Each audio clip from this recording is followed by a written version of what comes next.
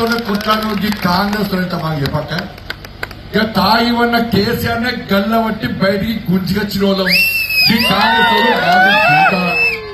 ఇలా పోలీసులో చెప్తున్నా గతంలో బీఆర్ఎస్ పార్టీ వాళ్ళు గిట్నే అహంకారంతో చేస్తే వాళ్ళు చెప్పిన మాటలన్నీ మమ్మల్ని ఇబ్బంది పెట్టే ప్రయత్నం చేస్తే ఇలా పోలీసులకు పోస్టింగ్ లేకుండా ఇబ్బంది పడుతున్నారు.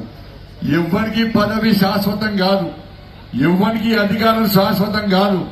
ఇవాళ ఇక్కడ కాంగ్రెస్ పార్టీ నాయకులు ఇలా మీటింగ్ వస్తుంటే ఆడవాళ్ళని బెదిరిస్తున్నారట. మీరు భయపడతారక్క? వీళ్ళందరికీ మీరు సపోర్ట్ కొట్టారా? ఏకి కాంగ్రెస్ వాళ్ళు ఏం దిగుతారో మమ్మల్ని మేము ప్రభుత్వం ఓటేస్తామని చెప్పి అందరూ సపోర్ట్ కొట్టారు గట్టిగా అందరికీ.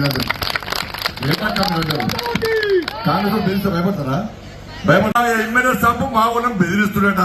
ఇలా కాంగ్రెస్ పార్టీ వాళ్ళు బీఆర్ఎస్ పార్టీకి వ్యతిరేకంగా కొట్టాలి. మేము కొట్లాడి ఇంకా జోష్తో అలసిపోలే. 2023లో ఇవాళ మీరు 7.5 ఉంటారు. కేటీఆర్ గిట్నే అహంకారంతో మొత్తం వెతుకాకుండా బీఆర్ఎస్ పార్టీ, కాంగ్రెస్ వాళ్ళ అహంకారంతో ఇలా వెంబడవాళ్ళ గదే పరిస్థితి. కాంగ్రెస్ వాళ్ళు మొత్తం తిప్పి కొడితే 4 సీట్లలో కూడా లేరాలి. 4 సీట్లలో కూడా గెలిచే పరిస్థితి లేదు. ఆ డిప్రెషన్ లకు పోయి ఆ ఫ్రస్ట్రేషన్ తోని ఇవాళ పోలీసుల ద్వారా బెదిరించే ప్రయత్నం చేస్తే నేను పోలీసులకు చెప్తున్నా, మేము ప్రశాంతంగా ఎన్నికలు జరగాలని మేము కోరుకుంటున్నాం.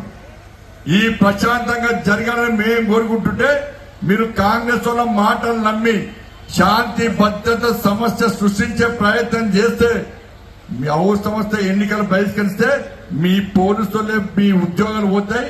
మీరు ఇంట్లో కూర్చుంటారు. మేము ఒకటి, మేము కలిసి నక్సలకు వ్యతిరేకంగా కొట్లాడినాం. ఈ కాంగ్రెస్ వాళ్ళు రాలే, బీఆర్ఎస్ వాళ్ళు అందరు ఇళ్లలో వన్నారు.